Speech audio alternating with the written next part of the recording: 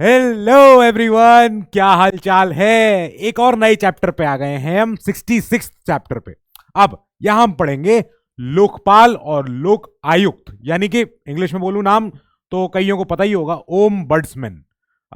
ओम माने ओम नहीं है, ओम बर्ड्समैन एक स्वीडिश वर्ड है और इसका मतलब होता है कि लोगों का प्रतिनिधित्व, लोगों का आदमी। ठीक है, कुल मिला के वही बात करनी है।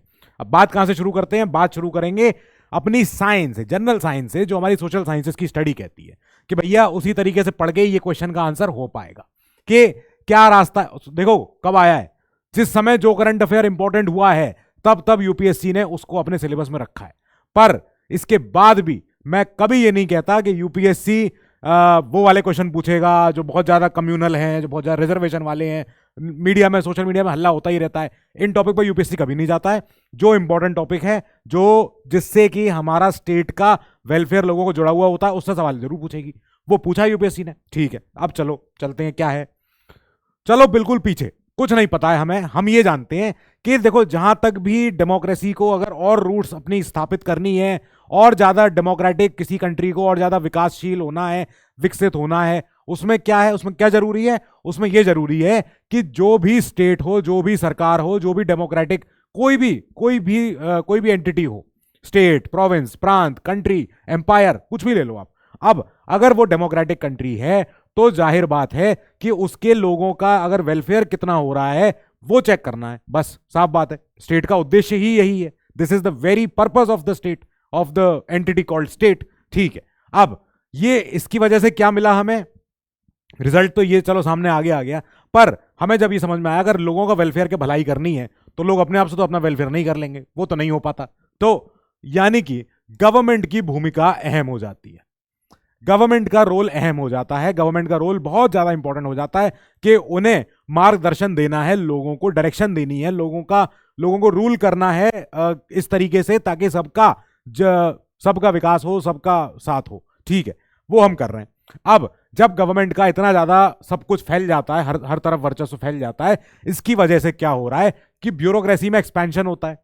हर लेवल पे, हर तबके पे, हर सेक्टर में, हर तरीके के डायमेंशन में हमारे ऑफिसर्स का कंट्रोल होना चाहिए, ऑफिसर्स की नियुक्ति तो होनी चाहिए। तो इससे क्या हो रहा है, मल्टीप्लिकेशन, एडमिनिस्ट्रेटिव प्रोसेस बार बार मल्टीप्लाई होती है, बहुत ज्यादा तरीके से फाइलें बननी शुरू हो जाती हैं, हर तरीके की प्रोसेस, प्रोटोकॉल, प्रोसीजर सब तय होना शुरू होता है। अब इसी बीच में इतने सारे ऑफिसर्स, इतने सारे ब्यूरोक्रेसी के बढ़ने की वजह से क्या होता है, एडमिनिस्ट्रेटिव पावर पकड़ानी पड़ती है।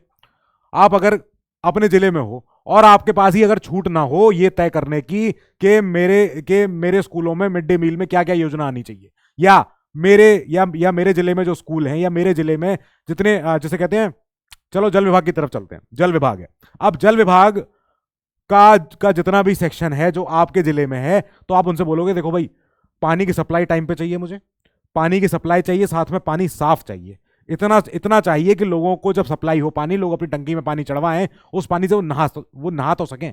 पीने का तो हम मानते ही नहीं, चलो कोई उस पानी को पी सकता है, ये तो स्कैंडिनेवियन कंट्री में ही हो सकता है कि जहां पे लोग नल के पानी को गिलास में भर के पी सकते हैं। वो हमने यूएस की फिल्मों में देखा है, हॉलीवुड में ही देखा है, वहां हो सकता है। हमारे यहाँ अभी इतना तो हम नहीं बिलीव कर सकते कि कोई भी जल सप्लाई वाला विभाग ये कह सके कि हाँ हमारा पानी आप पी सकते हो। ठीक है, हम मानते हैं, क्यों नहीं, क्यों मानते हैं वो भी पता है हमें। ठीक है, अब कम से कम अगर आपके पास इतनी फ्रीडम ना हो, इतना आपके पास अगर ये जैसे कहते हैं डिस्क्रेशन ना हो, या एडमिनिस्ट्रेटिव पावर ना हो कि आप जल सप्लाई वाले विभाग को पकड़ लो या उनको बोलो किसी और डिपार्टमेंट चलते हैं, चलो पार्किंग वाले पे चलते हैं। आपने नगर निगम को बोला कि भाई तुमने पार्किंग बनवाई थी, कहाँ है तुम्हारे पार्किंगों की टैक्स रिसीट, लाओ दिखाओ जरा। वो कहेंगे हाँ हाँ बट गाड़ियाँ आती थी, पार्किंग करवाई हमने, खूब सारी मल्टी लेवल पार्किंग बनवाई, ये बनवाई वो, तो कहाँ है पैसा, कहाँ है? जो कुछ कमाया होगा ना पार्किंगों को अपना बेच बेच के, रसीदें काट काट के, क्या हुआ? हाँ सर वो तो, हाँ है। तो ऐसे में आप क्या करोगे? आप बोलोगे कि इस नगर निगम के इस पार्किंग के ठेकेदार को पहले मेरे पास बुलाओ, लाओ इसकी सारा फाइल है, मैं ये सब देखूंगा। तो आपके पास एडमिनिस्ट्रेटिव पावर है, आपके पास ब्यूरोक्रेसी की स्ट्रेंथ है, आपके पीछे स्टेट की बैकिंग है, आप तैयार हो किसी कॉन्ट्रैक्टर वेंडर से लड़ने के लिए, क्योंकि आपको पता है कि आप अपनी ड्यूटी निभा रहे हो और आपके पीछे आपका स्टेट खड़ा हुआ है, आपके साथ है। यह आपकी ड्यूटीज का एक KRA है, जिसे कहते हैं की रिक्वायर्ड एरिया, आपकी ड्यूटीज का ये एक पार्ट है। ठीक है भैया, ओके, की रिक्वायर्ड एरिया ऐसे बोल दिया गया, चलो ठीक है। अब सिविल सर्वेंट्स का अगर ज्यादा ही डिस्क्रेशन हो जाए, ज्यादा ही ये हर जगह जो है अपनी अपनी आफत मचा लें, अगर आप बने और आपने जो है चढ़ चढ़ के सारी जो आपने बिल्डिंगों को नेस्तनाबूद कर दिया, बुलडोजर चलवा दिया, आपने कहा हाँ नहीं अतिक्रमण हो रहा था, तो अतिक्रमण हो रहा था तो कोई उसका लॉजिक था? या आपके पास कोई पीडब्ल्यूडी का प्लान था, ये इसका डेवलपमेंट अथॉरिटी का, कि हाँ सड़कों पे भी लोगों के घर आ गए थे इसलिए आपने जो है बुलडोजर चलवाया है? पता चला आपने पूरे ही बुलडोजर, पूरी कॉलोनी सब तो आपने नेस्तनाबूद कर दी, आपने पूरी कॉलोनी जो है सबकी सब सपाट कर दी, एक प्लेन कर दी। ये थोड़ी हो सकता है। तो इसकी वजह से अब्यूज ऑफ पावर भी बढ़ता है अपने डिस्क्रेशन की वजह से। ऑफिसर है, मन हुआ उसका, उसने बोल दिया, या ऑफिसर है उसने बोल दिया तुमने खराब तरीके से मेरे से बात करी है, तुम्हारे ऊपर लगा दी 154, लो बैठे हो घूम रहे हो। अब इसकी वजह से क्या हो रहा है कि इससे जनता का हरासमेंट बढ़ रहा है, मैल प्रैक्टिसेस हो रही हैं, मैल एडमिनिस्ट्रेशन हो रहा है, करप्शन भी हो रहा है पीछे पीछे। ये तो बीमारी ऐसी है तो कोई जा ही नहीं रही। अब इसकी वजह से, ये सिचुएशन की वजह से प्रॉब्लम होती है कि सिटीजन्स परेशान होते हैं, नागरिक परेशान है कुल मिला के। जब नागरिक की जिम्मेदारी, नागरिक की के वेलफेयर की जिम्मेदारी हमने ली और वेलफेयर करने के चक्कर में उनके साथ और बुरा कर दिया, तो लोगों के ग्रीवांसेस बढ़ रहे हैं। अब लोग कह रहे हैं कि इस सरकार से हम नाखुश हैं, इस सरकार के अधिकारियों से हम नाखुश हैं, कहां जाएं, किससे बात करें? जुडिशरी लंबा रास्ता है, बहुत लंबा रास्ता है। तो उससे बेटर है कि एक बात शुरू करते हैं लोकपाल की, ओम्बड्समैन की। अच्छा ठीक है, ये कराओ, ठीक करते हैं, बात क्या है? फिर डेमोक्रेसी की सक्सेस, लोगों के सोशियो इकोनॉमिक बहुआयामी मल्टी डायमेंशनल विकास अगर करवाना है, डेवलपमेंट करवाना है, वो ये सारी की सारी अच्छी अच्छी बातें तब समझ में आती हैं जब इट डिपेंड्स ऑन कहां पे इट डिपेंड्स ऑन कि सिटीजन्स की मुश्किलें कितनी जल्दी सॉल्व हो पा रही हैं। कि ये सारा सब कुछ जितनी अच्छी अच्छी हम चाहते हैं, ये सब कुछ डिपेंड करता है, इज प्रोपोर्शनल टू कि कितने एक्सटेंट तक हम लोगों की सुनवाई कर पा रहे हैं, लोगों के ग्रीवांसेस को रिड्रेस कर पा रहे हैं। अच्छा ठीक है, ये ऐसे ऐसे दुनिया में हर तरीके के सिस्टम चले, कैसे कैसे, या तो ओम्बड्समैन लगा लो, या एडमिनिस्ट्रेटिव कोर्ट सिस्टम बना लो, या फिर प्रोक्यूरेटर सिस्टम बना लो। अच्छा ठीक है, ओके, हमें समझ में आया ओम्बड्समैन।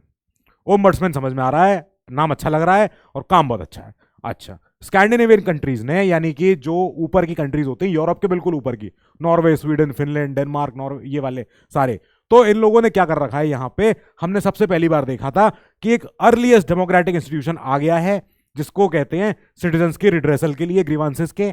और इसी को डोनाल्ड रॉबर्ट, ये एक नाम इस बुक में है, 2-3 बार ये आएगा ये नाम, तो डोनाल्ड रॉबर्ट जी बहुत ज्यादा एक्सपर्ट हैं on the institution of ombudsman. तो इन्होंने कहा है कि ओम्बड्समैन जो है is a uniquely appropriate institution for dealing with कौन से, the average citizens complaints about unfair administrative actions, कि जहां जहां प्रशासन ने जो जो अनफेयर एक्शन उठाए हैं उसके खिलाफत करने के लिए, उसको सॉल्व करने के लिए लोगों के पास, जो एवरेज सिटीजन है, जो आम नागरिक है, हम और आप जैसे, तो हम लोगों के लिए एक एप्रोप्रिएट सिस्टम है, ये एप्रोप्रिएट संस्थान है कि आप जाके ओम्बड्समैन से बात करो। ओम्बड्समैन क्या है? लोगों का सुनवाई करने वाला व्यक्ति है। लाओ बताओ क्या दिक्कत है तुम्हारी, लाओ देखें। तो एक तरीके से आप अपनी ड्यूटी के दौरान जिला कलेक्टर होने के नाते, हो सकता है बहुत हद तक आप एक ओम्बड्समैन की भूमिका निभा रहे होगे, भले ही लिखी नहीं है ऐसी कोई आपकी ड्यूटी आपके लिए, पर जब आप लोगों की प्रॉब्लम सुन रहे हो, कैंप कार्यालय लगा के, छावनी उसे कहते हैं, कैंप ऑफिस, तो कैंप ऑफिस लगा के अपने निवास पे आपने मीटिंग कर ली, आप एमपी एमएलए के साथ आप बैठे थे और आपके पास लोग आ रहे हैं, बोल रहे हैं साहब जो एक्जीएन साहब हैं या जो चीफ इंजीनियर साहब हैं उन्होंने जो है हमसे रिश्वत मांगी थी, ये मांगी थी। आपने कहा लाओ मैं सॉल्व करूंगा, मैं देखता हूँ अभी यहीं कहीं। और आप अगर ईमानदार हो, आपको पता है कि सिस्टम आपके साथ है, स्टेट आपके पीछे है और आप सही अपने प्रोसेस फॉलो कर रहे हो, लॉ के साथ हो, तो जाहिर बात है आप लोगों की सुनवाई कर रहे हो, लोगों की प्रॉब्लम सॉल्व कर रहे हो, आप एक ओम्बड्समैन की भूमिका निभा रहे हो। अच्छा ठीक है, पर क्या हर अधिकारी ऐसा है? ऑब्वियसली नो, बिल्कुल नहीं। तो हमने कहा सही तरीका बताओ, फिर सही तरीका करवाओ, कैसे होगा? तो ओम्बड्समैन का तरीका हमने देखा बहुत पीछे जाके, हम उस समय अपनी लड़ाई शुरू कर रहे हैं, आजादी की लड़ाई अभी हुई भी नहीं है, और स्वीडन जैसे देशों में 1809 में हमारे यहां एक ओम्बड्समैन, इस दुनिया में ओम्बड्समैन जैसा जिक्र हो चुका है। ओम्बड्समैन माने क्या? ओम्बड यही है, refers to a person who acts as the representative, और कैसा? Spokesman, spokesperson of another person, वकील, एडवोकेट भी कह सकते हो उसको, कि एडवोकेसी कर रहा है किसी और की है। तो स्वीडिश वर्ड है ओम्बड, ठीक है, ओके, यहीं से हमने नाम उठा लिया इसको। तो डोनाल्ड रॉबर्ट जी ने फिर और बोला कि ओम्बड्समैन का मतलब होता है an officer appointed by the legislature to handle वो सारी कंप्लेंट्स जो होती हैं against administrative and judicial actions. अच्छा, मतलब प्रशासनिक और न्यायिक जितने कार्य होते हैं स्टेट के, उन सब के अगेंस्ट अगर कोई अगर कोई कंप्लेंट आई है तो उन कंप्लेंट्स की सुनवाई करवाने वाला एक ऑफिसर जो अपॉइंट करता है खुद न्यायपालिका, ये सॉरी विधायिका। ठीक है, इनकी कहावतें अच्छी हैं, आप इनका जिक्र करना चाहो तो कर दो, वरना आप हमारे लोक आयुक्त जो एक्ट है, हमारा लोकपाल लोक आयुक्त एक्ट, उसी की आप चर्चा कर देना, बहुत सफिशिएंट है, मोर देन सफिशिएंट। ठीक है, तो स्वीडिश जो ओम्बड्समैन है, उन्होंने तो बहुत तरीके से काम करना शुरू किया। उन्होंने पहली बार काम करना शुरू किया कैसे? इन्होंने कहा हम देखेंगे अब्यूज ऑफ एडमिनिस्ट्रेटिव डिस्क्रेशन, कि जहां जहां पे प्रशासनिक हमारा विवेक हम अपना इस्तेमाल करते हैं। आप जब कॉल लेते हो as an officer of the state कि मुझे आज तहकीकात करनी है, क्या हो रहा है मेरे जिले में, बहुत स्पॉट चेकिंग करूंगा, स्पॉट राउंड करूंगा, विजिट्स करूंगा, और जाके स्कूलों में बच्चों से पूछूंगा कि तुम्हें टीचर कैसा पढ़ा रहा है, जरा बताना मुझे। और आप गए स्कूल में, आपने 5वीं क्लास के बच्चे से पूछा कि भाई ऐसा है, मुझे जरा एक पोएम सुना दे कोई भी इंग्लिश की। अब बच्चा कह रहा है कि बैंगन, तो मतलब क्या हो रहा है इसका मतलब ये हो रहा है कि बच्चे को कुछ समझ में नहीं आया गया, कुछ उसको पता नहीं है कि कौन इंग्लिश का टीचर है, क्या बोल के जा रहा है। अब आपने कहा इंग्लिश के टीचर को बुलाओ, आओ बेटा, तुमको सैलरी मिल रही है, सरकारी स्कूल में पढ़ा रहे हो, तुम ये पढ़ा रहे हो बच्चों को, और फिर आपने कहा कि इसको मैं इसके ऊपर लेके जा रहा हूं। तुम्हारे सामने विटनेस है, बच्चों ने सबने खड़े होकर कह दिया हमने आज तक कभी कंप्यूटर लैब नहीं देखी, तो काय बात कंप्यूटर लगा के रखे हैं स्कूल में। ये फिर आपने उठाना शुरू कर दिया सारे क्वेश्चन कि ये आपका विवेक था, ये आपका विवेक था, डिस्क्रेशन था, आपने इसको फॉलो किया। पर जहां आपने अब्यूज किया अपने डिस्क्रेशन को, जहां आपने ऐसा काम किया अपने विवेक से, क्योंकि आपके पास पावर है, तो आपने कोई किसी तरीके से किसी एक आदमी को हरास कर दिया, किसी एक व्यक्ति को जो है थप्पड़ मार दिया, या उसको भगा दिया डांट डूट के कि जाए चल, तो इसका मतलब आपने डिस्क्रेशन का अपना मिसयूज किया है, अब्यूज किया है। अब यहां पे इस मिसयूज ऑफ ऑफिशियल पावर को, अथॉरिटी को, ये चेक करते हैं। तो अच्छा ठीक है, दूसरा काम मैल एडमिनिस्ट्रेशन, मतलब खराब तरीके से प्रशासन किया गया, कुप्रशासन। एक तो होता है सुशासन, ठीक है, okay. Inefficiency in achieving the targets, काम करना था, डेटा आया हुआ था, टारगेट आए हुए थे, पैसे आए हुए थे, लेकिन पैसे तो जाने कहां चले गए। अब वो काम नहीं हुआ जिस काम के लिए वो पैसे आए थे, मैल एडमिनिस्ट्रेशन हो गया।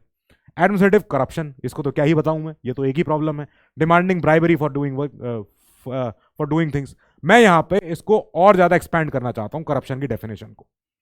करप्शन की डेफिनेशन अगर आप पीसीए एक्ट देखते हो, उसमें क्या लिखी होती है? करप्शन क्या होता है कि asking money for an act of omission और कमीशन। मतलब क्या है कि अगर आपने पैसा मांगा है कोई काम करने के लिए, है ना, या कोई काम ना करने के लिए, दोनों चीजों पे पैसा अगर आपने लिया है तो आपने करप्शन किया है। Action in action, act of omission, कि आपने उस काम को ओमिट कर दिया, नहीं किया आपने क्योंकि आपके पास पैसा आ चुका था। और दूसरी चीज होती करप्शन की कि आपने पैसा लेके ही वो काम किया है, जो आपका ऑलरेडी आपको सरकार जो आपको तनख्वाह दे रही थी कि आपको करना ही है ये काम, ये फाइल को आगे साइन करके ऊपर भेजना है, आपने पहले कहा मुझे लाओ 5,000 रुपए दो, तब जाके मैं इस फाइल को आगे बढ़ाऊंगा। दैट मीन्स कि आपने दोनों तरीके से जो भी किया है वो एडमिनिस्ट्रेटिव करप्शन है, गलत बात है, ठीक है, ओके। फिर नेपोटिज्म, कि आप अधिकारी हो, बड़े भैया अधिकारी हो, आपने बोला कि यार मेरा छोटा भाई जो है इसने 3-4 साल तैयारी करी, सिलेक्शन नहीं हुआ इसका, अब इसको मैं क्या करता हूँ, ठेकेदार बना देता हूँ। इसको ठेकेदार कहाँ बना दिया? अपने ही जिले में इसको कोई टेंडर ठेका कुछ भी दिलवा दिया। अब तो ऑनलाइन हो चुका है, सारे जितने एप्लीकेशन जाते हैं ऑनलाइन जाते हैं, पर पहले के जमाने में कहाँ ही किसी को पता चल रहा है। डाल दिया अपने ही भाई के नाम से 5-6 एप्लीकेशन डाल दी एक बार में, एक ना एक तो निकल ही आएगी। तो अपने किथ एंड किन, मतलब ओन खुद ही के किथ एंड किन मतलब होता है रिलेटिव्स, ठीक है। इन मैटर्स लाइक प्रोवाइडिंग कोई ऐसे एम्प्लॉयमेंट, काम दिलवा दिया उसको, ओके ठीक है। डिसकर्टसी, कि खराब तरीके से अपना व्यवहार करना। Misbehaviour of various kinds, for instance use of abusive language, okay. तो ये सारा का सारा काम ओम्बड्समैन, स्वीडिश ओम्बड्समैन करता हुआ आ रहा था। हमने कहा ये तो बहुत अच्छी चीज है, कब हमारे यहाँ कब आएगी वाइसरॉय साहब? तो उन्होंने कहा तुम चुप रहो, तुम अभी तुम्हें नहीं जानना। हमने कहा अरे ऐसे कैसे नहीं जानना, हमें चाहिए। फिर ओम्बड्समैन के पास और पावर बढ़ने लग गई कि कॉन्स्टिट्यूशनल अथॉरिटी है ये, and it enjoys the powers to supervise the compliance of laws and regulation by the public officials and see that they discharge their duties properly. ऐसे करके निकल आई बात। अब यहां पे ये जो ओम्बड्समैन है, इनके पास ऐसी ताकत नहीं है कि ये किसी अथॉरिटी के किसी ऑर्डर को रिवर्स कर दें या क्वाश कर दें, वहीं के वहीं बंद कर दें, ये नहीं कर सकते हैं। नो पावर टू रिवर्स और quash a decision and has no direct control over administration of courts. अच्छा ठीक है भैया, नहीं कर पा रहे तो नहीं कर पा रहे, तो करें क्या फिर? Then that means he can act either on the basis of a complaint received, ठीक है, किसी अगर व्यक्ति ने कंप्लेंट कर दी किसी सिटीजन ने अगेंस्ट अनफेयर या कोई भी मैल एडमिनिस्ट्रेटिव कोई भी एक्शन हुआ है, या फिर अपने सुओ मोटो खुद ही संज्ञान ले लिया, स्वतः संज्ञान ले लिया। अब ऐसे में they can prosecute, ombudsman can prosecute any erring official. Erring माने होता है कोई गलती करने वाला ऑफिसर, एरिंग माने कमिटिंग एरर। तो अगर कोई व्यक्ति या कोई ऑफिसर अगर एरर कमिट कर रहा है, कमीशन हो गया ये, ठीक है, कमिटिंग एरर, अगर कोई व्यक्ति कोई गलत या जिसने एरनियस काम किया है, एरिंग ऑफिशियल है वो, तो यहां पे चाहे वो जज भले ही क्यों ना हो, वो उसको प्रोसिक्यूट कर सकते हैं, बट वो सजा नहीं दे सकते। They can not inflict any punishment, वो पनिशमेंट नहीं दे पा रहे हैं। क्या करें, सजा दे के सॉरी बस प्रोसिक्यूशन करके बस आगे फाइल ऊपर पहुंचा दी कि देखो भाई प्रोसिक्यूशन कर दिया है मैंने, ये व्यक्ति जो है जिम्मेदार है, गलती की है इसने, इसकी पनिशमेंट आप दोगे, हमने फाइल आगे बढ़ा दी है। Only reports the matter to the higher authority for taking the necessary action. ठीक है, ये ओम्बड्समैन का ओरिजिनल थॉट था कि ऐसा होना चाहिए, आदर्श ओम्बड्समैन ये है। ओके, वेरी गुड, अच्छा लग रहा है। अब हम आगे गए, हमने कहा स्वीडन से बढ़ के, हमने कहा और कहीं बताओ, कहीं और हुआ हो? हाँ हुआ है ना, तुरंत हुआ है। 1809 में वहां हुआ, 1919 में जब हमारे यहाँ 1919 में इतना बड़ा आंदोलन चल रहा था। कौन सा आंदोलन चल रहा था उस समय? 1919, बहुत इंपॉर्टेंट ईयर है। सो फिनलैंड में, डेनमार्क में, नॉर्वे में, यहाँ सब जगह हमने देखा ऊपर के भाई नॉर्डिक कंट्रीज ने, जो स्कैंडिनेवियन कंट्रीज थे, इन्होंने अपने बनाना शुरू कर दिया ओम्बड्समैन, क्योंकि यहाँ की जो जनता थी वो विकसित देश की होने लग गई थी। यहाँ पे जनता आराम से अपना खुशहाल जिंदगी जी रही है, पर अगर एक आधा ऑफिसर कोई ऐसा करप्ट निकला, उसके खिलाफ शिकायत भी करवा दी। तो ओके, ठीक है। फिर इसके बाद कॉमनवेल्थ की पहली कंट्री निकली न्यूजीलैंड, जिसने ओम्बड्समैन अपने आप बनाया। उसको ये बोलते थे पार्लियामेंट्री कमिश्नर फॉर इन्वेस्टिगेशन। 1962 में आ गया, ठीक है। चलो, यूके पीछे, यूके नहीं बोला अरे हमारा कॉमनवेल्थ का एक देश है, उसने पहले बना लिया, हम हैं इंग्लिश, हम इंग्लैंड, हम हैं बड़े लोग। तो फिर अंग्रेजों ने अपना खुद का बनाया, इन्होंने भी अपना बनाया, parliamentary commissioner for administration in 1967। Okay, ठीक है, गुड। ओम्बड्समैन इन इंडिया, इसका नाम बना लोकपाल। ठीक है, लोकपाल या लोकायुक्त स्टेट्स में। अच्छा, ठीक है। डोनाल्ड रॉबर्ट जी, फिर इनका जिक्र आ गया। इन्होंने बोला जो ओम्बड्समैन का संस्थान है, इंस्टीट्यूशन है, is a bulwark of democratic government against जितने भी मैल एडमिनिस्ट्रेशन होते हैं, जितने भी ऑफिशियल डम की जो हमारी तानाशाही होती है, टिरेनी होती है। एक नया वर्ड मिला हमको आज सीखने को, ऑफिशियल डम। मतलब जैसे तो हमें पता है किंगडम। किंगडम क्या होता है? किंगडम होता है, अरे किंगडम तो राजा का एम्पायर होता है, जहां जहां राजा की जितनी बाउंड्री होती है वो किंगडम है उसका। तो यानी किंगडम माने वो जगह हुई जहां का लीडर, जहां का सबसे बड़ा ऑफिसर, जहां का सबसे बड़ी चेयर, हेड एक राजा है। उस राजा का पूरा वो दरबार है, पूरा एम्पायर है, जहां तक उस एम्पायर की सीमाएं हैं वो किंगडम है, वहां राजा की चलती है। ऐसा कोई स्थिति हो जहां पे ऑफिसर्स की चल रही हो, ऑफिशियल डम कहलाएगा वो। चलो, बना लिया हमने। अब हो सकता है, ठीक है, कोई और भी चीजें हो सकती हैं। तो फिर इसके बाद जेरल्ड साहब बोलते हैं कि ombudsman as institutionalise public conscience. वाह, ठीक है, अच्छी लाइन है, बहुत अच्छा लग रहा है। अच्छा, गुड। हमारे यहाँ बताओ, हमारे यहाँ है क्या है? तो हमने कहा है, हमारे यहाँ है, ऐसी बात नहीं है।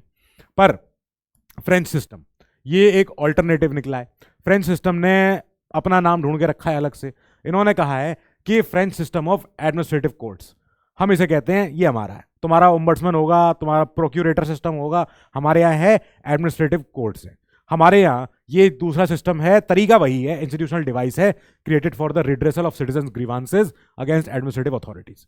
जितने प्रशासनिक कार्रवाई में अगर एक्शन के दौरान आपने अगर कोई गलती कर दी और वो गलती अगर किसी को भुगतनी पड़ गई, कोई सिटीजन दुखी हो गया, परेशान है आपसे, तो वो जाएगा फ्रांस। अगर आप फ्रेंच ऑफिसर होते तो वो फ्रांस का नागरिक यहाँ जाएगा एडमिनिस्ट्रेटिव कोर्ट के पास, वहां जाके आपकी शिकायत होगी, चल गया केस आपके ऊपर। अब यहाँ पे ये सारी यूरोपियन देशों में, अफ्रीकन देशों में सब जगह फैलने लग गया अलग अलग नाम से। ठीक है, तो बेल्जियम, ग्रीस, टर्की, हर जगह अपना अपना लोगों ने अपना अपना बातें करनी शुरू कर दी।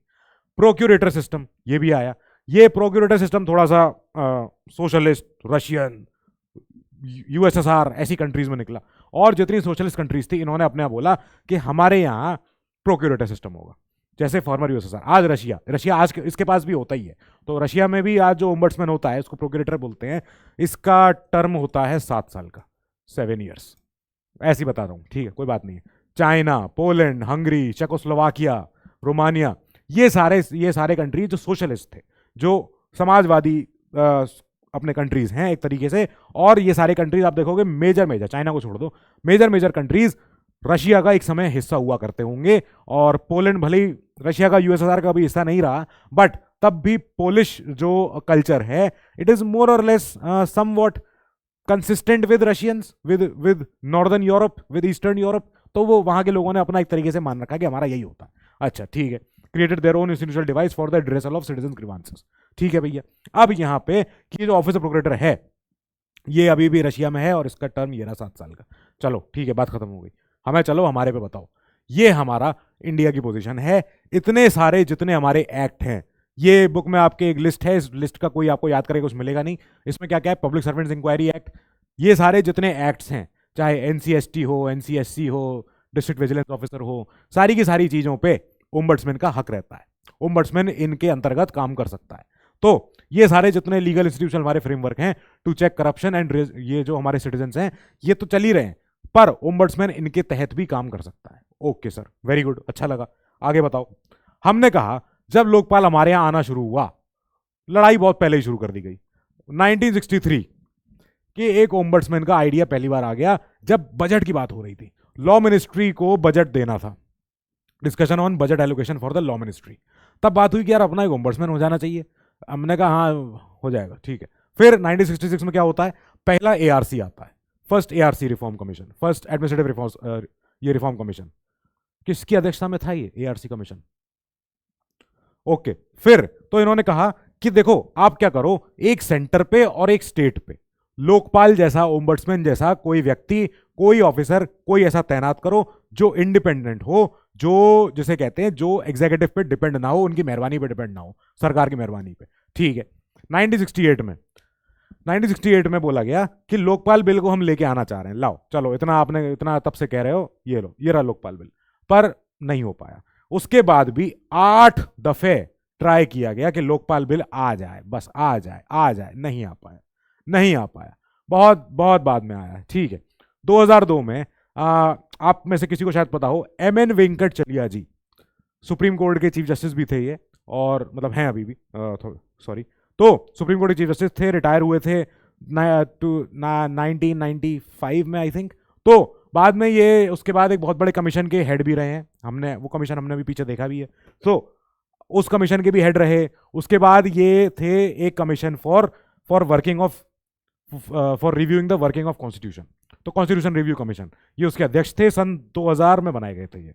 तो 2000 में कमीशन के ये हेड बनाए गए थे। 2002 में इन्होंने रिपोर्ट दी। रिपोर्ट में इन्होंने कहा कि भाई लोकायुक्त, लोकपाल अर्जेंट बेसिस पे चाहिए, और इसके अंदर इन्होंने रेकमेंड किया था कि prime minister be kept out of the Lokpal ambit. बस पीएम को छोड़ दो, पीएम बहुत इंपॉर्टेंट पोजीशन है, गवर्नमेंट का हेड है, हो सकता है वो डिसीजन जो ऐसे लें वो जनता के सामने नहीं आने चाहिए। ठीक है भैया, उसको पीएम साहब को उस लिस्ट में से अभी अलग रखा है इन्होंने। फिर 2005 में एक बार फिर से सेकंड एआरसी कमीशन ने बोला कि भाई पहले बोल रखे थे, यहां भी अब भी बोल रहे हैं, कब लाओगे लोकपाल, चाहिए लोकपाल लाओ। 2013 में एक आंदोलन होता है, पिछली क्लास में हमने देखा था कौन सा आंदोलन। तो वो आंदोलन के बाद फिर लोकपाल एक्ट, लो ये रहा लोकपाल एक्ट। और बताओ, फिर इसके बाद 2016 में लोकसभा ने एग्री किया कि 2013 में हम अमेंडमेंट, जो एक्ट आया था उसमें हम अमेंडमेंट करेंगे। ठीक है, चलो 2017 में सुप्रीम कोर्ट ने एक चीज और बोली थी कि ये लोकपाल का आप अपॉइंटमेंट नहीं कर पा रहे हो, क्यों नहीं कर पा रहे हो? तो इन्होंने कहा अब वो ऐसा है ना, लीडर ऑफ अपोजिशन नहीं है। कह रहे तो कोई, इससे क्या मतलब हुआ, लीडर ऑफ अपोजिशन नहीं है तो कोई और नेता ले लो, आप जो भी लार्जेस्ट पार्टी हो उसको ले लो। कि सुप्रीम कोर्ट ने अप्रैल 27 को बोला था कि ये जो लोकपाल का अपॉइंटमेंट आप नहीं कर पा रहे हो, need not be stalled merely due to the absence of leader of opposition, जो मेंबर होता है कमेटी का। तो अगर लीडर ऑफ अपोजिशन नहीं है, नेता प्रतिपक्ष नहीं है, विपक्ष की भाई विपक्ष नेता नहीं है, तो आप कोई और लाओ, दूसरा लेके आओ। ठीक है भैया। तो जब फर्स्ट एआरसी कमीशन ने बोला कि भाई आ रहा है कि नहीं लोकपाल, फर्स्ट एआरसी कमीशन ने, क्योंकि उसके पहले ही लॉ मिनिस्ट्री के बजट के ऊपर ही बात हो चुकी थी, तो 63 के बाद 66 में ये फर्स्ट एआरसी कमीशन आया। इसने बोला कहाँ है लोकपाल, कहाँ है? तो इन्होंने कहा था हमें चाहिए ऐसे 2 संस्थान, लोकपाल और लोक आयुक्त, जो लोगों के, सिटीजन्स के ग्रीवांसेस को रिड्रेस करें। 2 स्पेशल अथॉरिटीज फॉर ये दिस रिड्रेसल। अच्छा ठीक है, क्या करेंगे ये वैसे सेट होंगे जैसे स्कैंडिनेवियन कंट्रीज में सेट होते हैं, जैसे न्यूजीलैंड का अपना जो पार्लियामेंट्री कमिश्नर होता है उसकी तर्ज पे आप सेट कर लो, फर्क नहीं पड़ता, पर जल्दी करो। लोकपाल क्या करेगा, वो deal with complaints against ministers and secretaries at central and state level. मतलब लोकपाल बड़ा आदमी है, तो लोकपाल बड़े बड़े लोगों की बात करेगा। लोकपाल कह रहे हैं कि मैं उनके खिलाफ कंप्लेंट सुनूंगा जो सेंटर या स्टेट लेवल में जो मिनिस्टर हैं या हायर सेक्रेटरीज हैं।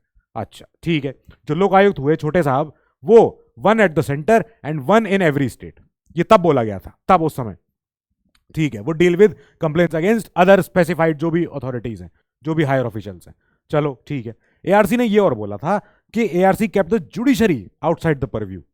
ये इशू है कि why judiciary should be so separate. Judiciary भी लेके आओ, ऐसा क्या है, लोकपाल के अंडर क्या जुडिशरी नहीं आनी चाहिए, ये भी आ जानी चाहिए। पर एआरसी ने बोल दिया था कि ना ना ना, जुडिशरी को बाहर रहना दो, जुडिशरी बहुत बड़ी हैवी काम है, बहुत बहुत बहुत बड़ा काम कर रही है। क्योंकि स्वीडन में तो हमने देखा हुआ है judiciary is also with in the purview of ombudsman. तो हमारे यहाँ ऐसी क्या बात है कि लोकपाल लोक आयोग जो है ये न्यूजीलैंड में यार नहीं है, तो फिर क्या मतलब हमारे यहाँ भी नहीं होगा? ऐसा कुछ इसका कुछ सॉर्ट करो। तो इसको फिर हमने बोला कि करेंगे, रुक जाओ कर लेंगे। फिर अब जो लोकपाल का सिस्टम बना, हमने कहा राष्ट्रपति साहब अपॉइंट करेंगे। तो राष्ट्रपति मैम अपॉइंट करती हैं under her hand and seal, और ये तब करती हैं जब इनको ये कमेटी बता दे, जिस कमेटी में कौन कौन है, सीजीआई साहब, speaker of Lok Sabha, chairman of the Rajya Sabha, इनसे ये बात करके, इनसे विचार करके ये बता देती हैं कि हाँ भाई लोकपाल ऐसा होना चाहिए। अगर ये तीनों मिलके कह दें हाँ हाँ ऐसे ही होना चाहिए, बिल्कुल सही है, ठीक है बना दो। फिर एआरसी ने ये भी बोला कि देखो जब आप लोकपाल चुनना, तब आप ये याद रखना कि वो डेमोन्स्ट्रेटिवली इंडिपेंडेंट और इम्पार्शियल दिखे। मतलब वो इंडिपेंडेंट, सबसे ज्यादा अलग रहे, स्वतंत्र रहे और इम्पार्शियल रहे, निष्पक्ष रहे, और दिखना चाहिए कि वो अपना डेमोन्स्ट्रेट कर सके अपनी इम्पार्शियलिटी, अपनी इंडिपेंडेंस। ओके ठीक है। फिर लोकपाल साहब इन्वेस्टिगेशन करेंगे, प्रोसीडिंग करेंगे, should be conducted in private and should be informal in nature, कि जल्दी से करनी है, क्योंकि हो सकता है किसी बड़े अधिकारी, मंत्री के खिलाफ ये अगर कंप्लेन आई है तो इसको एकदम इतना ज्यादा पूरी प्रोसेस, पूरी फाइल, पूरी ये शीट, चार्जशीट, ये सब मत करो, फटाक से करो। बस अगर आपको डाउट लग रहा है और आपको प्रूफ मिल गया, चुपचाप ले आओ अंदर, देख लेंगे बाद में, ठीक है ऐसे कराओ। तो ओरल नेचर की हो, प्राइवेट नेचर की हो, ऐसी रहे। अब इसके बाद appointment should be as far as possible non political. साफ बात है, ऐसा अधिकारी होते हैं, आईएएस ऑफिसर या जज ही होते हैं जो इंपार्शियल होते हैं, नॉन पॉलिटिकल होते हैं, तो इनका अपॉइंटमेंट करो आप। Status should compare with the highest judicial functionaries in the country, यानी कि सुप्रीम कोर्ट जजेस सिटिंग या रिटायर्ड, जैसे भी आप कर लो इसको। चलो ठीक है, यानी कि अगर देश के हाईएस्ट जुडिशियल ऑफिसर्स या जुडिशियल फंक्शनरीज की बात हो रही है, दैट ऑटोमेटिकली मींस के हाईएस्ट कोर्ट के जजेस के इक्वल। अच्छा ठीक है। They should deal with matters in the discretionary field involving acts of injustice, corruption या फिर फेवरेटिज्म। ऐसे मैटर्स में ये बिल्कुल अपने विवेक के साथ काम करे, अपना सोच के काम करे कि मैं जो बोलने जा रहा हूं, करने जा रहा हूं, ये इससे इंपैक्ट होगा कि नहीं होगा। ओके ठीक है। Proceedings should not be subject to judicial interference. मैं काम कर रहा हूं और पता चला हाई कोर्ट ऑफ कर्नाटका ने कह दिया ले केस यहां लाओ हमारे पास, हम देखेंगे, ये ना होने पाए। हम अगर कर रहे हैं, हम अगर डील कर रहे हैं, तो हमारा जुडिशियल ये इंटरफेरेंस यहां ना हो, क्योंकि हम ही वो काम कर रहे हैं जो कायदे से जुडिशरी को कर लेना चाहिए था। पर क्योंकि जुडिशरी नहीं कर पा रही है, जुडिशरी ओवरबर्डन्ड है, जुडिशरी में मामले लंबित हो जाते हैं, for that very reason ombudsman is here. Okay ठीक है। Maximum latitude and powers in obtaining information relevant to their duties, कि इनको पूरी पूरी हक होना चाहिए। ये नहीं सीबीआई की तरह पहले जा रहे हैं, ऊपर से परमिशन लेके आ रहे हैं, तब जाएं कि नहीं जाएं, पूछें तहकीकात करें कि ना करें। मैक्सिमम लैटिट्यूड, मन है फ्री हैंड दे दिया, जाओ करो, पकड़ के लाओ। अगर करप्शन दिख रहा है आपको होता हुआ, मैल एडमिनिस्ट्रेशन दिख रहा है आपको होता हुआ, उठा लाओ, देख लेंगे।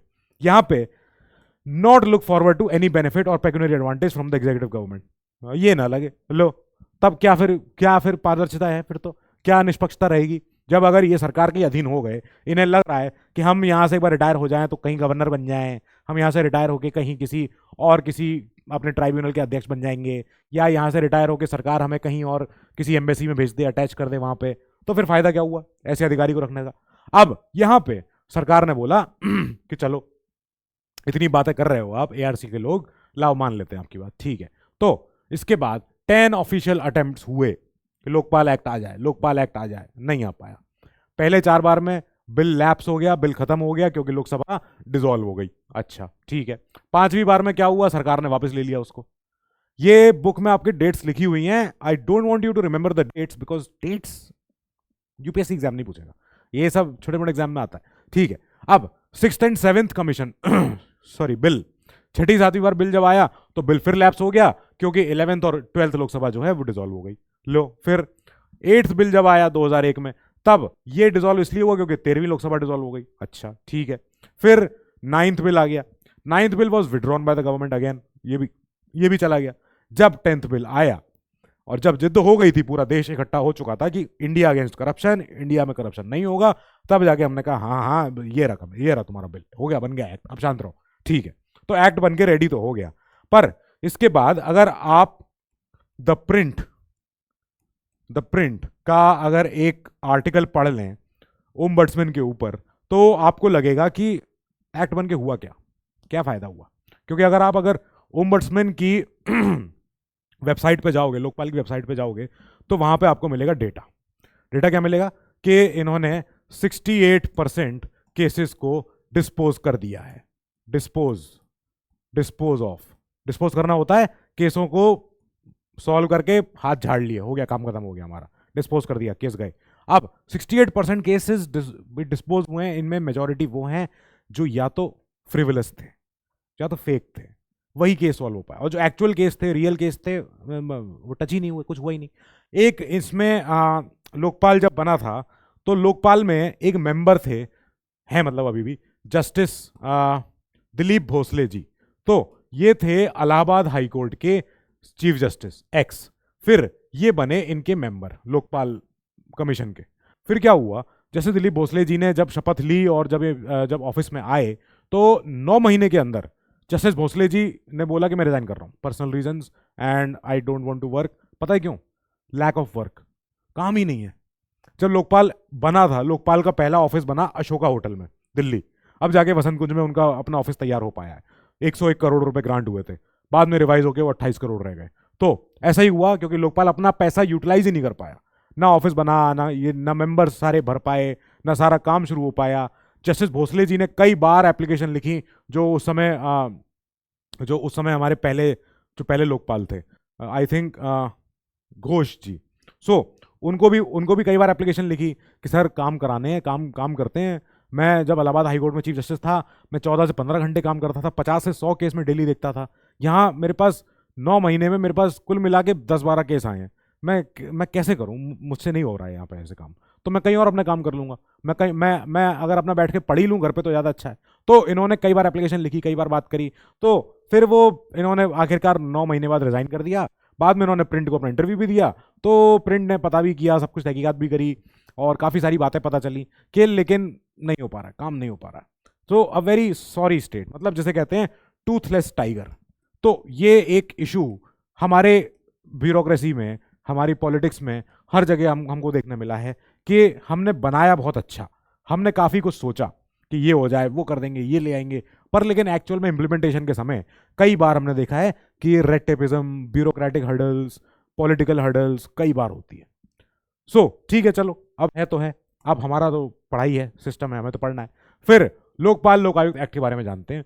This act seeks to establish the institution of Lokpal at the centre and Lokayukta at the level of states. अच्छा, ठीक है, okay. This seeks to provide a uniform vigilance and anti corruption road map, के एकदम पूरे सब तरफ समान तरीके से सतर्कता बनी रहे और एक एंटी करप्शन पूरा अपना सिस्टम बन जाए, रोड मैप बन जाए for the nation, both at centre and the state level. ठीक है भैया, इनका जो जुरिस्डिक्शन है लोकपाल का, prime minister, ministers, MPs, group A B C D, सारे ऑफिसर्स, सब कुछ इनके अंडर आ रहा है। अच्छा, ठीक है। लोकपाल साहब खाली सेंटर के, ठीक है।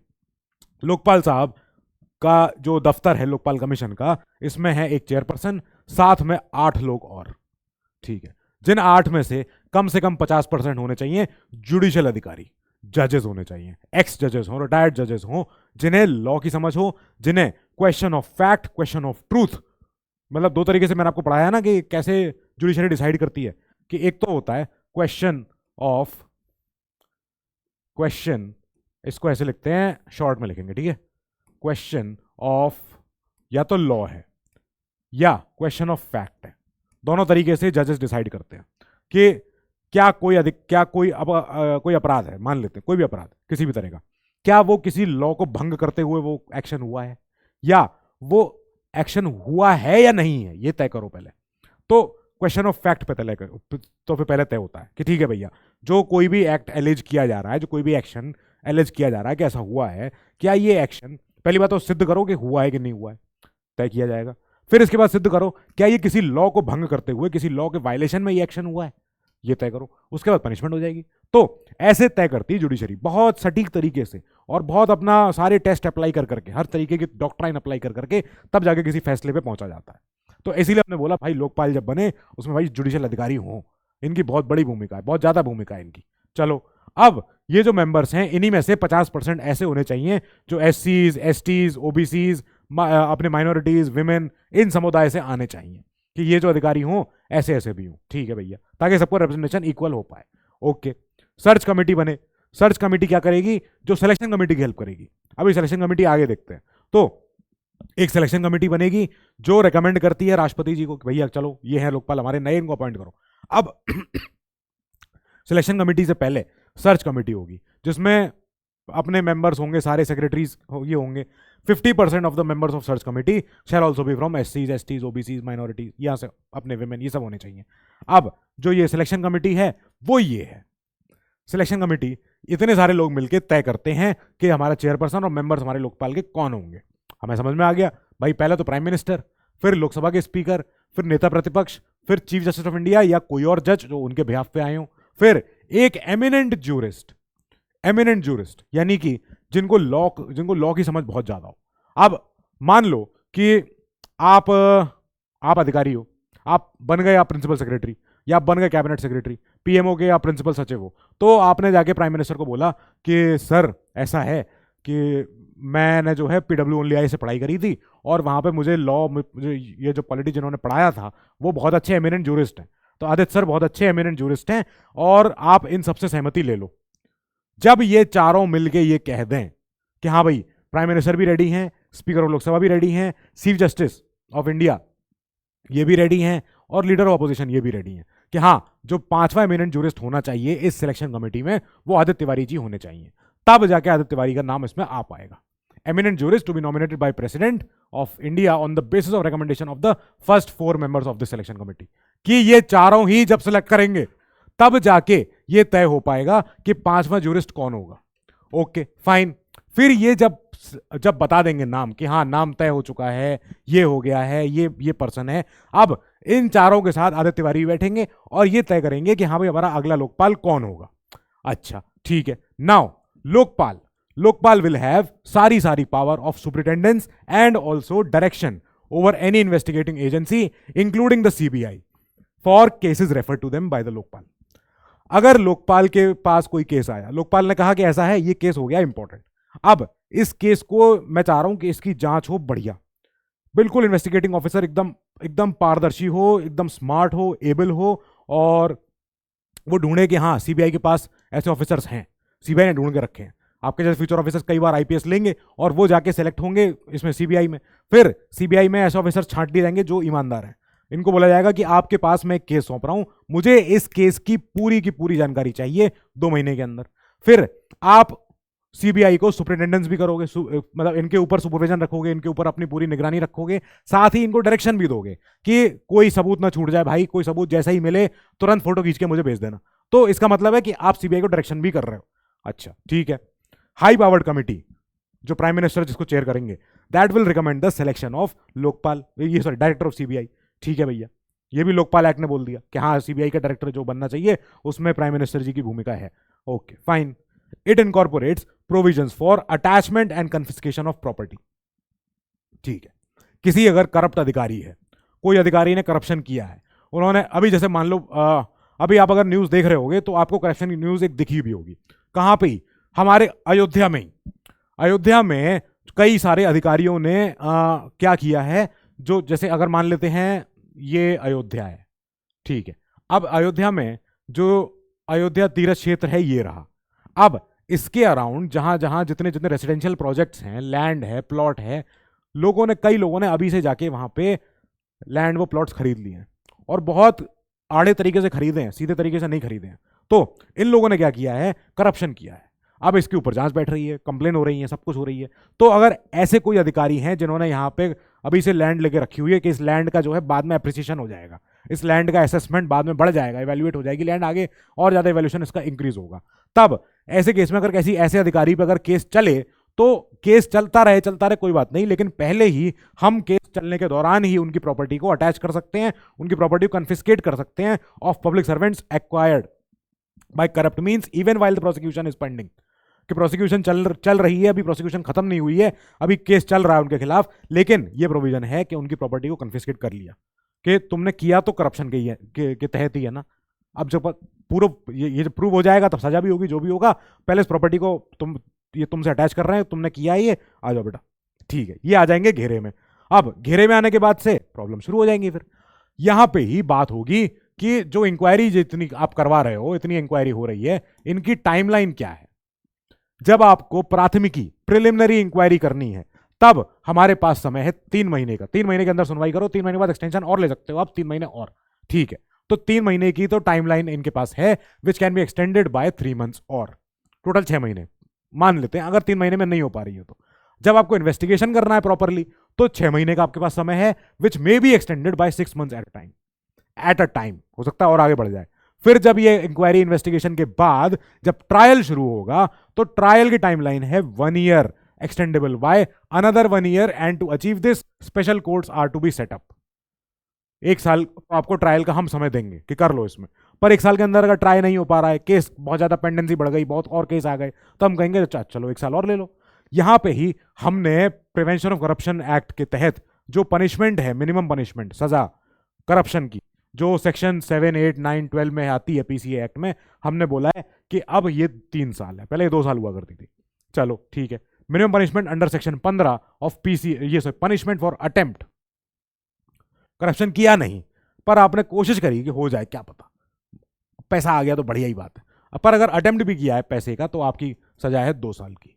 पहले ये सजाएं कम थी, अब इसको बढ़ा दिया गया है पीसीए एक्ट में, जो ये सजाएं होती हैं। अच्छा, फिर इंस्टीट्यूशंस ऐसे विच आर फाइनेंशियली तो ये ऐसे कुछ संस्थान जो फुली फाइनेंस्ड होते हैं या पार्टली फाइनेंस्ड होते हैं by the government, they are under the jurisdiction of this Lokpal of course. But जो संस्थान एडेड बाय गवर्नमेंट होते हैं, फर्क है। हम कह रहे हैं कि कोई भी एक बॉडी है, अब इस बॉडी में अगर जिसे कहते हैं सरकार इस बॉडी को इतना सारा सपोर्ट देती है, पैसे का ये पैसा दे रही सरकार इसको, तो इसका मतलब है कि ये सरकार के अधीन तो नहीं है, पर सरकार के मदद से ही चल पा रहा है, सरकार से ही फंडेड है, सरकार से ही फाइनेंस्ड है। पर अगर कोई एक ऐसी बॉडी हो जो दूसरे तरीके की बॉडी है, और उनके पास जो पैसा है वो कुछ सरकार से आता है, कुल मिला के इतना, लो ये रहा। अब इसको आप थोड़ी बोलोगे कि ये सरकार के अधीन है, ये सरकार के भरोसे ही चल पा रही है, नहीं, ऐसा तो नहीं है। It is aided by government. इसको एक्सक्लूड कर दिया, हमने कहा तुम रहने दो, तुम्हारी बात करेंगे, जो बड़े बड़े ये इतने बड़े बड़े ऐसे संस्थान हैं। अब इसमें कौन कौन संस्थान आ सकते हैं? इसमें यूनिवर्सिटी भी आ सकती है, इसमें यूनिवर्सिटी आएगी, इसमें कई सारे ऐसे स्कूल्स भी आ सकते हैं, कई सारे और भी चीज़ें आ सकती हैं जो भी सरकार से जो भी ये जो अपना फाइनेंस अपना संभलवाते हैं, ठीक है भैया। अब it provides adequate protection for honest and upright public servants, ये भी तो होना चाहिए। अब अगर देखो सरकार की या प्रशासन की या पुलिस की पॉलिसी क्या होती है, रिस्पेक्ट ऑल, सस्पेक्ट ऑल, सबको हम समान रूप से सलाम करते हैं, पर सबको ही हम सस्पेक्ट भी करते हैं। हम ये नहीं कह रहे कि सब कोई और ज्यादा सब अच्छे हैं, भले हैं, पर अगर आप भले हो, अगर आप साफ हो, तो आपके पास एडिक्वेट प्रोटेक्शन है, फिर आपके पास एडिक्वेट मेजर्स हैं, आपको हम हेल्प करेंगे संभलवाने में। अच्छा ठीक है। अब Lokpal is conferred with power to grant sanction for prosecution of public servants, के लोकपाल के पास पावर है to grant sanction for prosecution of public servant, यानी कि अगर किसी अधिकारी के खिलाफ कोई कंप्लेंट शुरू हो गई है और उसके खिलाफ प्रोसिक्यूशन शुरू करना है, then Lokpal has the power to sanction it, कि अलाउ कर रहे हैं, करो, शुरू करो कंप्लेंट, इसके खिलाफ पूरी प्रोसिक्यूशन चालू करो, देखेंगे। अब चाहे ये कहाँ भी, ये भाई जहां भी हो, in place of the government और कॉम्पिटेंट अथॉरिटी, के हम इनसे जाके मत पूछना, सरकार वगैरह से मत पूछना, कंप्लेंट आई है, बड़ा अधिकारी है, सेक्रेटरी है, इन्होंने पॉलिसी बनाने के दौरान ही घपला कर दिया है, शुरू करो, हम यहाँ से परमिशन सैंक्शन कर रहे हैं, ठीक है। फिर ऑल एंटिटीज जो भी डोनेशन मांगती हैं बाहर से डोनेशन आती है, जो donation FCRA foreign contribution regulation act FCRA के तहत जोड़ी जाती है, जैसे कोई भी संस्थान होते हैं, कोई भी NGO है, तो NGO अगर बाहर से पैसा ला रहा है, पैसा कमा रहा है, बाहर के फॉरेन फंड से उसके पास पैसे आ रहे हैं, डॉलर्स में पैसे आ रहे हैं, वो FCRA में अपना पैसा घोषित भी करते हैं, अगर वो पैसा 10 लाख से ऊपर कमाते हैं 1 साल के अंदर, तो भी वो अंदर इसमें फंस जाएंगे लोकपाल के, ठीक है। They are brought under the jurisdiction of Lokpal. कोई संस्थान है, कोई संस्था है जो नॉन गवर्नमेंटल है, अब वो पैसा कमा रही है, कमा तो क्या रही है, नॉन गवर्नमेंट है तो चलो जो भी काम कर रही है, पर उसके लिए उन्हें पैसा चाहिए कुछ भी काम करने के लिए। पीटा हुआ, चलो पीटा को ले लेते हैं। अब पीटा तो चलो ग्लोबल एंटिटी है ही है, कोई और ले लो अपनी संस्था, एनिमल एड अनलिमिटेड, उदयपुर की संस्था है, बहुत अच्छी संस्था है, बहुत अच्छा काम करती है, मतलब इनको फॉरेन कंट्रीब्यूशन मिलते हैं, यूरोप से इनके पास पैसा आता है, यूएस से पैसा आता है। क्या भाई किस लिए आता है? ताकि ये जानवरों की सेवा कर सकें। कई सारे जो बेजुबान जानवर होते हैं, चिड़िया होते हैं, जो भी होते हैं, कई तरह के जानवरों को ये ट्रीट करते हैं, अपने यहाँ रखते हैं, शेल्टर में रखते हैं। खर्चा लगता है इन चीज़ों में बहुत सारा, दवाई का, डॉक्टर का, खाने का, रहने का, शेल्टर का, हर चीज़ का पैसा है। तो ऐसे में क्या करते हैं ये लोग? फंड्स अरेंज करते हैं। फंड्स ये लोग जैसे कहते हैं फंड्स बनवाते हैं, भाई कहीं से पैसा आ जाए, कि चंदा आ जाए, डोनेशन मांगते हैं, अपना क्यूआर लिंक भेजते हैं, सब कुछ करते हैं। तो उसके बाद अगर इनकी अकाउंटिंग, जब इनकी अकाउंटिंग हो, पता चले इनके 10 लाख से ऊपर जा रहा है, तो इनको एफसीआरए एक्ट के तहत अपना अकाउंट घोषित करने पड़ेंगे कि हाँ भैया हम उदयपुर की बेस्ड संस्था हैं, हम यहाँ से काम करते हैं, नारायण सेवा संस्थान भी है इसमें। तो ऐसी कोई भी संस्थान है जो अपना काम कर रहे हैं, अगर 10 लाख से ऊपर एक साल में वो कमा रहे हैं, और एफसीआरए एक्ट के तहत अगर वो उनका खुलासा होता है, कोई खराब बात नहीं है पैसा कमाना बाहर से, पर हम ये मान के चलते हैं कि पैसा कमाना बाहर से तब गलत है जब बाहर की पॉलिसीज को आप इंप्लीमेंट अपना करवाना शुरू कर दो। तभी तो हम कहते हैं पॉलिटिकल पार्टीज को बाहर से चंदा लेना मना है, नहीं ले सकते आप, वरना कल को आप उनकी बातें बोलना शुरू कर सकते हो। ये नहीं अलाउ होना, ये अलाउ होना भी नहीं चाहिए। ठीक है भैया, ओके, हम आगे चले। हमने कहा बताओ कैसे कैसे, और इसको सीबीआई के बारे में बात बताओ हमें कुछ। तो यही जो हमने पिछले चैप्टर में पढ़ा था कि डायरेक्टोरेट ऑफ प्रोसिक्यूशन का निदेशालय जो हमें बनाना है सीबीआई के अंदर ही, headed by a director for ये जो अपने प्रोसिक्यूशन के डायरेक्टर होंगे under the overall control of CBI के अपने डायरेक्टर। ठीक है भैया, ये बनवा लो, लोकपाल एक्ट के तहत भी बनाना चाहिए, बनाओ।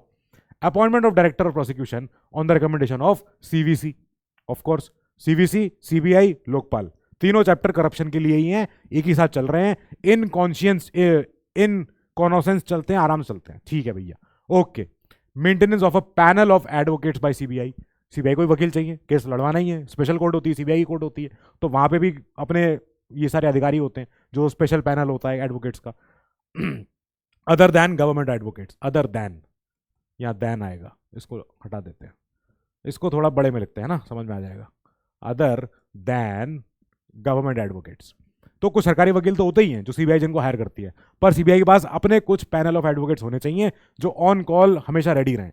अब ऐसे में विद द कंसेंट ऑफ कहां से, of the Lokpal, handling the Lokpal referred cases, जहां जहां पर लोकपाल के अपने केस पहुंचे हुए रखे हों उनको दे दिया कि हाँ ये इनको पढ़ लेना, इनको अब लेके जाना कोर्ट में। ठीक है, ऐसे कोई ऑफिसर जो इन्वेस्टिगेट कर रहे हैं केसेस को सीबीआई के, अगर उनको ट्रांसफर हो जाए तो उस समय लोकपाल को ही ये उन्हीं की ही सहमति चाहिए, referred by Lokpal with the approval of Lokpal. चलो भैया ठीक है, ये भी सही है। Provision of adequate funds to CBI, ताकि वो अपना काम कर सके for investigating cases referred by Lokpal, ये भी रहे। अब यहाँ पे इसी और फंक्शंस में अपने समझ में आया कि इट कंटेन्स अ मैंडेट, ये लोकपाल एक्ट जो है, for setting up of the institution of Lokayukta through enactment of a law by सारे स्टेट्स, अपना अपना कर लें 1 साल के भीतर, within a period of 365 days from the date of commencement of this act. यानी अगर लोकपाल एक्ट 2013 में आया है तो हम बोलेंगे कि 2014 तक सारे के सारे स्टेट्स अपना अपना लोकायुक्त अपने यहाँ बनवा लें, अपना एक्ट अपना पारित करा लें, अपना पास करा लें अपनी अपनी विधानसभाओं से। सो लोकायुक्त लोकपाल एक्ट तो आ गया सेंटर के लिए एक, पर जब हर स्टेट को अपना अपना लोकायुक्त चाहिए, अपना अपना उन्हें एक ऑफिसर चाहिए, ओम्बड्समैन चाहिए हर स्टेट में, 1 साल के भीतर बनवा लो, क्योंकि हमने बना के रख दिया है, अब तुम्हारे ऊपर जल्दी करो, वरना फिर हम बाद में पूछेंगे आपसे। अच्छा ठीक है, क्या प्रॉब्लम आई? ड्रॉबैक्स, इस एक्ट में ही प्रॉब्लम है। क्या है? Lokpal can not suo motu to proceed, यही नहीं कर पा रहे हैं जब तक कंप्लेंट नहीं आ रही है। Complaint only, emphasis only on form of complaint rather than substance. Complaint किस रूप में आ रही है पहले वो बताओ, क्या है कंप्लेंट में वो छोड़ो, पहले किस रूप में, टू द प्रिंसिपल सेक्रेटरी, टू ये सब लिखा है कि नहीं लिखा है, फॉर्म ऑफ कंप्लेंट, पूरा प्रोसीजर, फॉर्मेट, प्रोफॉर्मा सब बना के रखा हुआ है। अरे भाई कंप्लेंट देखो पहले, ये ज्यादा जरूरी है, यही तो कंप्लेंट है, तभी तो डाली गई है एप्लीकेशन। वहां प्रॉब्लम, वहां फोकस नहीं है, फोकस है on the form of complaint. अच्छा भैया ठीक है। Heavy punishment for false and frivolous complaints, लोग झूठी खबर दे देते हैं, झूठी कंप्लेंट चली गई, उन पे ज्यादा फिर भाई पेनल्टी भी है कि आपने ऐसा क्यों किया। तो फॉल्स एंड फ्रिवलेस कंप्लेंट आ गई है अगेंस्ट पब्लिक सर्वेंट्स। इसकी वजह से क्या होगा, it deters another complaint filed to Lokpal. अगर मैंने कोई कंप्लेन करी लोकपाल को कि साहब ऐसा है, जो अधिकारी हैं, जॉइंट सेक्रेटरी हैं फलाने डिपार्टमेंट में, मिनिस्ट्री में, उन्होंने करप्शन किया है। अब पता चला वो कंप्लेंट भले ही सच्ची थी, पर क्या निकला, कोई सबूत नहीं निकला। कुछ सेक्रेटरी ने कहा मैंने कुछ किया ही नहीं, देख लो मैं तो सही हूं। तो इसका मतलब क्या हुआ, कंप्लेन जिसने करी है वो तो गया, वो तो उसके ऊपर तो हैवी पेनल्टी लगेगी।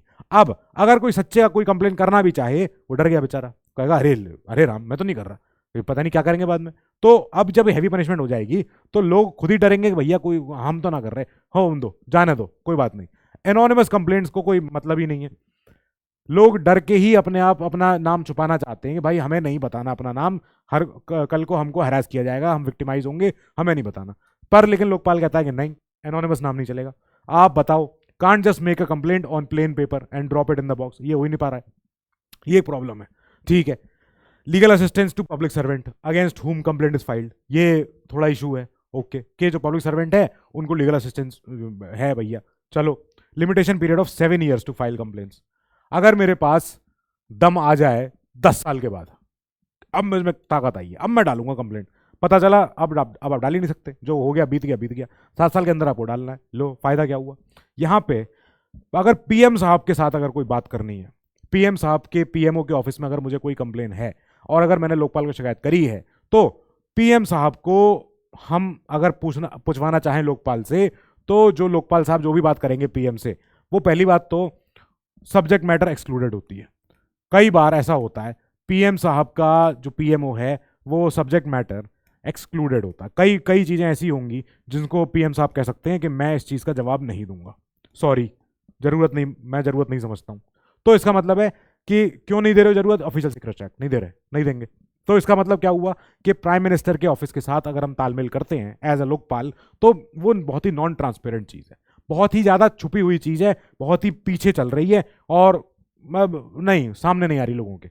चलो ठीक है, फिर लोकायुक्त आ गए अपने अपने स्टेट्स में। ये क्या कर रहे हैं, देखो कई बार ऐसा हुआ, हमने देखो 2013 में जब एक्ट आया था तो बहुत बढ़िया हुआ, पर ठीक है अच्छा लग रहा है ये। जब उससे पहले ही हमने एक बार आंख खोली, हमें समझ में आया अरे लोकायुक्त तो पहले से ही चालू है। हमने देखा many states had already setup in the institution of Lokayukta है। लोगों आपने महाराष्ट्र ने बना के रखा हुआ है 1971 में, पहला ही पहला आपने 71 में बना के रखा हुआ है। 2013 में हम यह पास कराते हुए आए हैं 10वीं बार, तब जाके तो हमारा लोकपाल एक्ट आया है। पर उड़ीसा देखो, Orissa had passed the act in this regard in 1970। Orissa ने एक्ट पास कर रखा है 1970 में, पर महाराष्ट्र ने पहला ऑफिसर तैनात कर रखा है। The institution of Lokayukta was ready in 1971। सोचो कब की बात है ये, तब से लोग रेडी थे, तब से स्टेट्स में अपने आप जागरूकता आ चुकी थी। पर नेशनल लेवल पे तो कभी, जब तक पूरा आंधी नहीं आई, पूरा आंदोलन नहीं हुआ, तब तक ठीक है भैया। अब कई सारे एस्पेक्ट्स देखो जो लोकायुक्त के होते हैं, क्या क्या है। स्ट्रक्चर में यूनिफॉर्मिटी नहीं है ना, लो पहला ही काम, हर स्टेट का अपना अपना सिस्टम है, कुछ कुछ स्टेट्स में कॉमन है, कुछ कुछ में नहीं है। जैसे some states have created the Lokayukta as well as Upa Lokayukta. यहाँ पे ये डैश गलत आ गया, इस डैश को काला कर देते हैं, ये एक ही पूरा वर्ड है ना। तो ये रहा, दिख रहा है क्लियर, हाँ ठीक है। तो अब ये कुछ कुछ स्टेट्स ने क्या किया है, इनको बोला है कि हमारे यहाँ लोकायुक्त भी होना चाहिए और एक उप लोकायुक्त, डेप्यूटी, वाइस, सेकंड जो भी है। वाइल कुछ स्टेट्स में क्या है, लाइक बिहार, यूपी में, यहाँ पे हिमाचल प्रदेश में ओनली द लोकायुक्त है, इतना बहुत है हमारे बस ठीक है, इतना ही काफी है। Lokayukta and Upa Lokayukta are appointed by the governor of that state, obviously वही गवर्नर साहब हाईएस्ट ऑफिस होता है हर स्टेट का। ठीक है भैया। अब judicial qualification are prescribe for the Lokayukta in some states, but कहीं भी ऐसा नहीं है। कुछ स्टेट्स में कुछ नहीं बोला है कौन बनेगा, कौन बनना चाहिए, क्या होना, नहीं पता, नहीं बता रहे। जो अच्छा लगेगा ऑफिसर उसको बना देंगे। ठीक है, कुछ स्टेट्स में क्या है, मोस्ट ऑफ द स्टेट्स में कि जो ऑफिस का टर्म है वो है 5 साल या 65 साल की उम्र, जो पहले हो जाए। अच्छा, फिर यूनिफॉर्मिटी इस चीज में भी नहीं है regarding the jurisdiction of Lokayukta. जैसे क्या है, कहीं कहीं पे सीएम इनके दायरे में नहीं आते, जैसे the CM is included within the jurisdiction of Lokayukta in some states, while किसी में है ही नहीं, while he is excluded from the purview of Lokayukta in other states. लो खत्म हो गई बात। अब मिनिस्टर्स और बाकी higher civil servants they are included in the purview of Lokayukta in almost all states. ये तो है कम से कम। कुछ चुनिंदा गिने चुने स्टेट है जिन्होंने कहा है कि हम मिनिस्टरों को भी नहीं रख रहे, हायर ऑफिसर्स को नहीं रखेंगे। लो प्रॉब्लम। मैम पर ये कुछ चुनिंदा स्टेट्स हैं, ऑलमोस्ट ऑल स्टेट्स में क्या है, मिनिस्टर्स और हायर सिविल सर्वेंट्स, कैबिनेट सचिव, प्रिंसिपल सेक्रेटरी जो भी, ये सब तो है ही है। एमएलए जो हैं they are included in the purview of Lokayukta in some states only. MLA कई स्टेट्स में बाहर हैं लोकायुक्त के परव्यू से, तो किस पे कौन करप्शन कर रहा है, पकड़ेंगे किसे फिर, ये प्रॉब्लम है। The authorities of the local bodies है ये। इसको कैसे करें, अच्छा ठीक है, इसको ऐसे कर देते हैं, ये है लोकल बॉडीज। हाँ, लोकल बॉडीज तो जैसे शहर की अपनी अपनी निकाय होते हैं, गांव के अपने अपने ग्राम सभा होती हैं, ग्राम पंचायत होती है, तो ये जो अथॉरिटीज हैं, लोकल बॉडीज हो, कॉर्पोरेशंस हो, कंपनीज हो, सोसाइटीज हो, they are included in the Lokayukta. ये तो हर जगह, ऑलमोस्ट हर जगह सेम है, यहाँ तो जुरिस्डिक्शन सब पे इस पे लग रहा है। जो लोकल, वही कहते हैं ना, गरीब आदमी हमेशा मारा जाता है, वो छोटे छोटे अथॉरिटी है, छोटा लोकल बॉडी है, म्यूनिसिपैलिटी है, म्यूनिसिपल कॉर्पोरेशन है, आप मिनिस्टर्स को, एमएलएस को तो पकड़ नहीं रहे हो, आप हायर सिविल सर्वेंट्स को कई सारे स्टेट्स में आप पकड़ नहीं रहे हो, पकड़ के नहीं रहे हो, जो छोटे छोटे कॉर्पोरेशन है, छोटी छोटी सोसाइटियां हैं, उनको धर लिया आपने कि लाओ पहले इनको देखें करप्शन हो रहा है कि नहीं हो रहा है। सो ये एक इशू है, ये तो हर जगह स्टेट्स में कॉमन कर दिया इन्होंने। हाँ ठीक है, छोटा आदमी उसको पकड़ लो उसको। तो कई सारे स्टेट्स में और क्या चीज़ है कि लोकायुक्त जो है it can initiate the investigation या तो on the basis of complaint received या अगेंस्ट अनफेयर एडमिनिस्ट्रेटिव एक्शन और सुओ मोटो कर सकते हैं भैया, ठीक है भैया, ओके। फिर लोक आयुक्त जो है they can consider the cases of grievances as well as allegations in some states. कि एक तो होता है सिटीजन परेशान हुआ है, सिटीजन के साथ अहित हुआ ही हुआ है, गलत हुआ है, मारा गया, पीटा गया, इंक्रोचमेंट हो गया, घर तोड़ दिया, जो भी हो गया, एज वेल एज एलिगेशन इन सम स्टेट्स। एलिगेशन माने जब सिटीजन आरोप लगा रहा है, एलेज कर रहा है, एक्यूज कर रहा है कि भाई पब्लिक सर्वेंट ने करप्शन किया है, एक्ट ऑफ ओमिशन किया है, एक्ट ऑफ कमीशन किया है, जो भी किया है। बट क्या है, कुछ स्टेट्स में क्या है, द जॉब, ये जो लोकायुक्त का काम है is confined only to investigate allegations. Citizen grievances है, हाँ होगी, चल जा यहाँ से, भगा दिया। मतलब जब तक सिटीजन कंप्लेंट ना करे, सिटीजन जब तक एलेज ना करे, पूरी तौर से करप्शन के बारे में अपना बताए नहीं कि साहब मुझे लग रहा है मैंने ही पैसे दिए हैं, लिफाफे में भर के दिए थे, गड्डी पूरी दी थी, अब जाके इन्होंने काम किया मेरा, तब तो वो एलिगेशन अपना फिर उस पर काम करेंगे, इन्वेस्टिगेशन करेंगे। अगर बेचारा परेशान है सिटीजन, हाँ होता रहे, चल जा यहाँ से, and not grievances mile administration, इस पर कोई चर्चा ही नहीं है, ये कुछ कर ही नहीं रहे, आधा काम कर रहे हैं, आधा नहीं कर रहे हैं। फिर लोक आयुक्त क्या करते हैं, अपनी अपनी एक एनुअल रिपोर्ट देते हैं to the governor of the state. क्या देंगे रिपोर्ट में, a consolidated report on his या हर परफॉर्मेंस, कैसा काम किया इन्होंने, कितना काम किया उन्होंने। गवर्नर यहाँ पे क्या करेंगे, इस रिपोर्ट को लेके जाएंगे अलॉन्ग विद एन एक्सप्लेनेटरी, ये जो इनका मेमोरेंडम है, कहाँ पे, स्टेट की विधानसभा के पास। और कैसा कैसा एक्सप्लेनेटरी मेमोरेंडम में क्या होगा कि साहब कितना काम किया, कितना एक्शन लिया, इस एक्शन के बाद सरकार ने क्या एक्शन लिया, ये सब काम, ठीक है भैया। अब रिकमेंडेशंस जो लोकायुक्त देते हैं they are only advisory and not binding on the state government. क्या बोला जाए इसको, मतलब आधा काम, आधा आपको पावर दी है, आधी पावर आपसे छीन ली, लो फंस गए, ये नहीं होना चाहिए।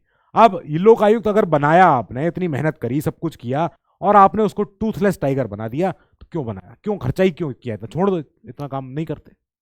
सो ये चैप्टर था हमारा लोक आयुक्त का, लोकपाल का चैप्टर खत्म होता है।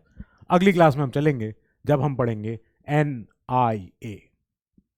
Till then you keep studying, stay safe, good luck.